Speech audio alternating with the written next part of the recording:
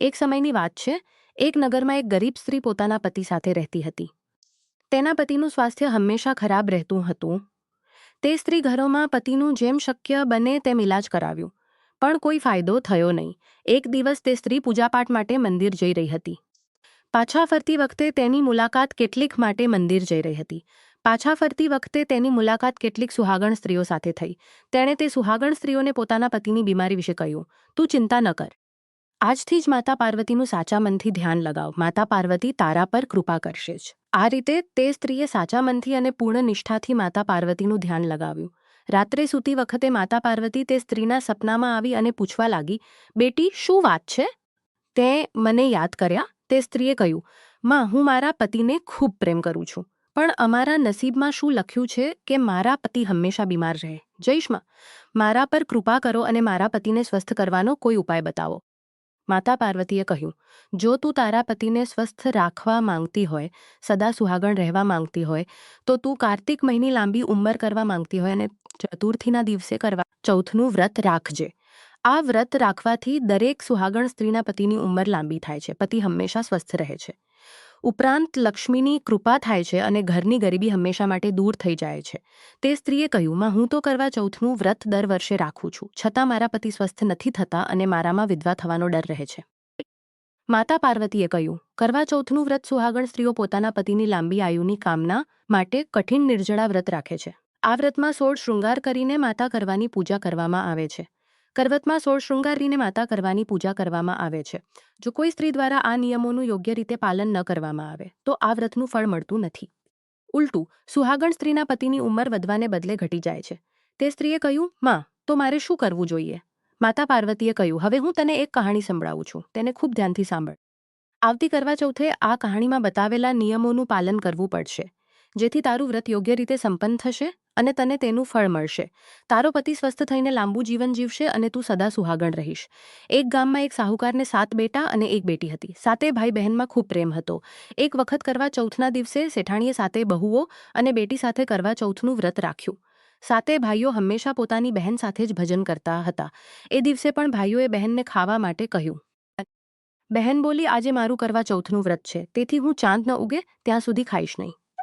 માતા પાર્વતી કહે છે, બેટી, ભાઈઓએ વિચાર્યું કે અમારી બહેન રોજ અમારી સાથે ભજન કરતી હતી. આજે જો અમે બહેનને છોડીને ભજન કરીશું તો બેહી રહેશે. આવું કેવી રીતે થઈ શકે? તેથી એક ભાઈએ એક દીવો પ્રગટાવ્યો, એક ચૂંદડી લઈને ટેકરી પર ચઢી ગયો. દીવો પ્રગટાવીને એક ભાઈએ કહ્યું, બહેન, ચાંદ ઉગી ગયો છે. ચાંદ ઉગી ગયો છે. હવે તું ચાંદને અર્ઘ્ય આપ અને ખાઈ લે. માતા પાર્વતી કહે છે, બેટી, બહેને ભાભીઓને પણ કહ્યું કે ભાભી, ચાંદ જુઓ. ભાભીઓએ કહ્યું, ચાંદ તારા માટે નીકળી ગયો છે, તું જ જો, અમારો ચાંદ તો પછી નીકળશે. બહેનને ભાઈઓની વાતમાં આવીને ચાંદ ઉગ્યા વગર જ પૂજા કરી લીધી અને ખાવા બેસી ગઈ. માતા પાર્વતી કહે છે, બેટી, જેમ તેણે પહેલો નિવાળો ખાવા લાગી તેમ તેમાં વાળ આવી ગયો. બીજો નિવાળો ખાવા લાગી તેમ તેમાં કાંકરી આવી ગઈ. ત્રીજો નિવાળો ખાધો તેમ સસરાલથી સંદેશો આવ્યો કે તારો બેટો ખૂબ બીમાર છે. માતા પાર્વતી કહે છે, બેટી, માએ બેટીના કપડાં કાઢવા માટે 3 વખત બોક્સ ખોલ્યું, પણ 3 વખત તેમાંથી સફેદ કપડાં જ હાથમાં આવ્યા. આ રીતે તે છોકરીએ સફેદ કપડાં પહેરીને સસરાલ જવા રવાના થઈ. ઉધર તે છોકરીની માએ તેની સાડીના પલ્લાનું સિક્કું બાંધી દીધું અને કહ્યું, રસ્તામાં જે કોઈ અમર સુહાગનો આશીર્વાદ આપે, રસ્તામાં સિક્કો આપીને પલ્લામાં ગાંઠ બાંધી દેજે. માતા પાર્વતી કહે છે, બેટી, રસ્તામાં ઘણામાં ગાંઠ બાંધ્યા છે, પણ અમર સુહાગનો આશીર્વાદ કોઈએ પણ ન આપ્યું. જ્યારે તે છોકરી સસરાલ પહોંચી ત્યારે તેણે શું જોયું કે પાલણામાં જેઠની છોકરી ઝૂમ રહી હતી. જ્યારે તે છોકરીએ પોતાની જેઠાણીના પગે હાથ ફેરવ્યા તો જેઠાણી માહો. માતા પાર્વતી કહાણી બોલી, સીલી હો સપૂતીઓ, સાત પૂરી કરનારી માહો. તરત જ તેણે સોનાનું સિક્કું કાઢીને પોતાની જેઠાણીને આપી દીધું અને પલ્લામાં ગાંઠ બાંધી લીધી. જેમ જ તેણે ઘરની અંદર પ્રવેશ કર્યો તેમ તેણે જોયું કે તેનો પતિ મૃત અવસ્થામાં પડ્યો હતો. તે છોકરીએ પોતાના પતિના મૃતક શરીરને ક્રિયાકર્મ માટે લઈ જવા ન દીધું. તેણે પોતાના મૃત પતિને લઈને તેની સાથે રહેવા લાગી અને પતિની સેવા કરતી રહી. ઉધર તે છોકરીની સાસુએ ઠંડુ વાસી ખાવાનું નોકરાણીના હાથે મોકલ્યું અને કહ્યું, જા મૃતકની સેવા કરનારીને આ ખાવાનું આપ. માતા પાર્વતી કહે છે, બેટી, થોડા દિવસો બાદ માઘ મહિનાની તિલ ચૌથે તેણે માતા પાસે પ્રાર્થના કરી અને કહ્યું, હે મારી ભૂલનો પશ્ચાતાપ છે, મને માફ કરો. હે ચૌથ માતા, મારું સુહાગ મને પાછું આપો, મારા પતિને જીવિત કરો. માતાએ કહ્યું, આ મારા હાથમાં નથી. બૈસાખી ચૌથ માતા તારું સુહાગ પાછું આપશે. આ રીતે બૈસાખી ચૌથે પણ તેણે પ્રાર્થના કરી તો માતાએ કહ્યું, ભાદરપદ ચૌથ માતા તારું સુહાગ તને આપશે કે સૌથી મોટી કાર્તિક ચૌથ માતાના ગુસ્સાને કારણે તારી સાથે આવું થઈ રહ્યું છે? તેમને પ્રસન્ન કરવા પર જ તને જે જોઈએ તે મળશે. માતા પાર્વતી કહે છે, બેટી, આ રીતે કાર્તિક મહિનામાં ચૌથ માતા સ્વર્ગથી ઉતરી આવી અને ગુસ્સામાં બોલી, તે કરવા ચૌથ વ્રતમાં 2 ભૂલો કરી છે, તેથી તું વિધવા થઈ ગઈ છે. પહેલી ભૂલ તે કરી કે ચાંદ ઉગ્યા વગર જ પૂજા કરી લીધી અને ખાઈ લીધું. બીજી ભૂલ એ કે કેટલાક શૃંગાર ભૂલથી પણ સુહાગણ સ્ત્રીએ કરવા ચૌથ વ્રતમાં ન કરવા જોઈએ, તેને ખાઈ લીધું. જે પણ સ્ત્રી આ બંને ભૂલો કરે છે તેના પતિની ઉંમર ઘટી જાય છે અને તે વિધવા થઈ જાય છે. તે સ્ત્રીએ માતા પાર્વતીને કહ્યું, હેમાં કયો શૃંગાર ન કરવો જોઈએ, કયા વસ્ત્રો ન ધારણ કરવા જોઈએ અને કરવા ચૌથ વ્રતના શું નિયમો છે? તમે મને કૃપા કરીને બતાવો, જેથી મારો પતિ સ્વસ્થ થઈ શકે અને હું સદા સુહાગણ બનીને જીવન જી શકું. માતા પાર્વતીએ કહ્યું, જો કોઈ પણ સુહાગણ સ્ત્રી કરવા ચૌથનું વ્રત રાખે છે તો આ દિવસે તેણે સૂર્યોદય પહેલા ઉઠીને સ્નાન કરી લેવું જોઈએ. આ વ્રતમાં દિવસે સૂવું ન જોઈએ અને સરગી લેવા પછી ભજન ન કરી લેવું જોઈએ. કરવા ચૌથ વ્રત દરમિયાન દરેક સુહાગણ સ્ત્રીએ કાળા અથવા સફેદ રંગના કપડાં અને કાળા અથવા સફેદ રંગના શૃંગાર ક્યારે ન ધારણ કરવા જોઈએ, કારણ કે કાળો અને સફેદ રંગ આ વ્રત માટે પૂર્ણપણે વર્જિત માનવામાં આવે છે. જો કોઈ તે સદા સુહાગણ બનીને જીવન ન કરે છે તો તે સદા સુહાગણ બનીને જીવન નથી જીવતી. વ્રત દરમિયાન દાનનું ઘણું મહત્વ છે. કરવા ચૌથના વ્રત દરમિયાન દરેક સુહાગણ સ્ત્રીએ સફેદ રંગની વસ્તુઓ જેમ કે સફેદ કપડાં, સફેદ મીઠાઈનું દાન ન કરવું જોઈએ. કરવા ચૌથના વ્રત દરમિયાન સુહાગણ સ્ત્રીએ ખોટું ન બોલવું જોઈએ અને કોઈને અપશબ્દો ન બોલવા જોઈએ. આ દિવસે ભૂલથી પણ કોઈનું અપમાન ન કરવું જોઈએ. આવું કરવાથી વ્રતનું ફળ મળતું નથી અને પતિની ઉંમર ઘટી જાય છે. કરવા ચૌથ વ્રતમાં નુકીલી વસ્તુઓના ઉપયોગથી બચવું જોઈએ. જે સુહાગણ સ્ત્રી કરવા ચૌથનું વ્રત રાખે છે તેણે આ દિવસે સીધી, ધાગા, કઢાઈ, સિલાઈનું કામ બિલકુલ ન કરવું જોઈએ, અન્યથા વ્રતનું ફળ મળતું નથી. માતા પાર્વતી કહે છે, બેટી, આ રીતે તે સ્ત્રીએ નિયમ અનુસાર શૃંગાર કરીને અને વસ્ત્રો ધારણ કરીને કરવા ચૌથનું વ્રત રાખ્યું. કરવા ચૌથ માતાના પગે પડીને ક્ષમા માંગી, મને આટલો મોટો દંડ ન કરો. તમે જગતની માતા છો, સૌની ઈચ્છા પૂરી કરનારી છો. મારી બગડેલી બનાવો, મારું સુહાગ મને પાછું આપો, મારા પતિને જીવિત કરો.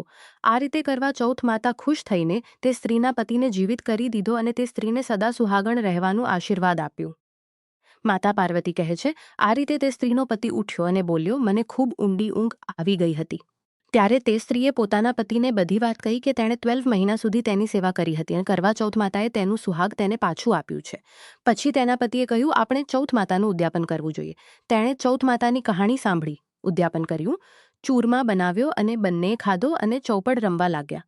તેમના માટે નોકરાણી ખાવાનું લઈને આવી.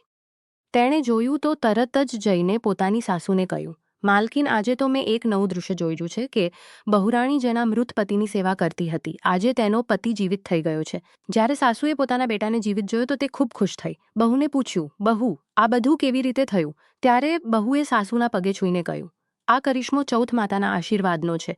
ત્યારબાદ ત્યાંના બધા લોકો ચૌથ માતાની કૃપા જોઈને ખૂબ ખુશ થયા. બધા સ્ત્રીઓએ પોતાના પતિની લાંબી આયુ માટે વ્રત રાખવાનું પ્રણ કર્યું અને કહ્યું, હે ચૌથ માતા, જેમ સાહુકારની બેટીનું સુહાગ તે અમર કર્યું છે તેમ અમારું સુહાગ પણ અમર કર. તે સ્ત્રીએ આવતી કરવા ચૌથે વિધિવિધાનથી શૃંગાર ધારણ કર્યો અને તેનો પતિ જે અસ્વસ્થ રહેતો હતો તે પૂર્ણપણે સ્વસ્થ થઈ ગયો અને ઘરની ગરીબી હંમેશા માટે મીટી ગઈ. જો સુહાગણ સ્ત્રી પોતાની રાશિના હિસાબે કપડાં અને ચૂડી પહેરે છે તો કરવા ચૌથ મહાભારત ખૂબ જ વધુ ફળદાયક થાય છે. જો કોઈ સ્ત્રીની રાશિ મેષ છે તો મેષ રાશિનો સ્વામી મંગળ છે. આ રાશિની મહિલાઓએ કરવા ચૌથના દિવસે લાલ અથવા ગોલ્ડન રંગની સાડી, સૂટ અથવા લહેંગા પહેરવા જોઈએ. સાથે જ એ જ રંગની ચૂડીઓ પણ પહેરવી જોઈએ. જો કોઈ સ્ત્રીની રાશિ વૃષભ છે તો આવી સ્ત્રીઓએ કરવા ચૌથના દિવસે સિલ્વર અથવા લાલ રંગના કપડાં પહેરવા જોઈએ અને સાથે લાલ રંગની ચૂડીઓ પણ પહેરવી જોઈએ. આવું કરવાથી પતિનો ખૂબ પ્રેમ મળે છે. જો કોઈ સ્ત્રીની રાશિ મિથુન છે તો મિથુન રાશિનો સ્વામી બુધ છે. તેથી આ રાશિની મહિલાઓએ કરવા ચૌથ પર લીલા રંગવા જોઈએ. એ જ રંગની ચૂડીઓ પહેરીને પૂજા કરવી શુભ રહે છે. એ જ રંગની ચૂડીઓ પહેરીને પૂજા કરવી શુભ રહે છે. આથી વ્રતનું બમણું ફળ મળે છે. જો કર્ક રાશિની મહિલાઓનો સ્વામી ચંદ્રમા છે, તેથી આ રાશિની મહિલા લાલ રંગની સાડી પહેરવી જોઈએ અને તેની સાથે રંગબેરંગી ચૂડીઓ પહેરવી પણ કર્ક રાશિવાળી સ્ત્રીઓ માટે ખૂબ શુભ રહે છે. જો કોઈ સ્ત્રીની રાશિ સિંહ છે તો આ રાશિનો સ્વામી સૂર્યદેવ છે. તેથી આ રાશિની મહિલાઓએ લાલ, ગુલાબી અથવા ગોલ્ડન રંગના કપડાં પહેરીને પૂજા કરવી જોઈએ. આવું કરવાથી તમને કરવા માતાનું આશીર્વાદ જલ્દી મળે છે અને ખૂબ ફળદાયક થાય છે. તેથી આ રાશિની રાશિ કન્યા છે તો કન્યા રાશિનો સ્વામી બુધ છે. લીલા અથવા ગોલ્ડન રંગની સાડી, સૂટ અથવા લહેંગા પહેરીને કરવા માતાની પૂજા કરવી જોઈએ. એ જ અથવા લહેંગા પહેરીને કરવા માતાનું શુભ ફળ કરવી જોઈએ. જો કોઈ સ્ત્રીને પૂજાનું શુભ ફળ મળે છે તો તુલા રાશિનો સ્વામી શુક્ર છે. આ રાશિની મહિલાઓએ કરવા ચૌથના દિવસે લાલ, સિલ્વર અથવા ગોલ્ડન રંગના કપડાં અને ચૂડીઓ પહેરીને પૂજા કરવી જોઈએ. આવું કરવાથી તેમને પૂજાનું શુભ ફળ મળે છે. જો કોઈ સ્ત્રીની રાશિ વૃશ્ચિક છે તો આ રાશિનો સ્વામી મંગળ છે. આ રાશિની મહિલાઓએ લાલ, મરૂન અથવા ગોલ્ડન રંગના કપડાં અને ચૂડીઓ પહેરીને કરવા ચૌથની પૂજા કરવી જોઈએ. આથી પતિ પત્ની વચ્ચે પ્રેમ વધે છે. જો કોઈ સ્ત્રીની રાશિ ધનુ છે તો આ રાશિનો સ્વામી બૃહસ્પતિ છે. તેથી આ રાશિની મહિલાઓએ આ વ્રત પર પીળા અથવા આસમાની રંગના કપડાં પહેરીને પૂજા કરવી જોઈએ. આવું કરવાથી તેમને શુભ ફળની પ્રાપ્તિ થાય છે. જો કોઈ સ્ત્રીની રાશિ મકર છે તો મકર રાશિનો સ્વામી શનિ છે. આ રાશિની મહિલાઓએ કરવા ચૌથ પર નીલ રંગના કપડાં પહેરવા જોઈએ. સાથે નીલ રંગની ચૂડીઓ પહેરવાથી તમને લાભ થાય છે. જો કોઈની રાશિ કુંભ છે તો કુંભ રાશિનો સ્વામી શનિ છે. તેથી આ રાશિની મહિલાઓએ કરવા ચૌથના દિવસે નીલ અથવા શનિને કરવા માતાની પૂજા કરવી જોઈએ. આવું કરવાથી પૂજાનું શુભ લાભ મળે છે. જો કોઈ સ્ત્રીની રાશિ મીન છે તો મીન રાશિનો સ્વામી બૃહસ્પતિ છે. તેથી આ રાશિની મહિલાઓએ કરવા ચૌથ પર ગોલ્ડન રંગના કપડાં અને ગોલ્ડન રંગની ચૂડીઓ પહેરવી આ રાશિની મહિલાઓ માટે શુભ છે અને તેમને બમણું ફળ મળે છે.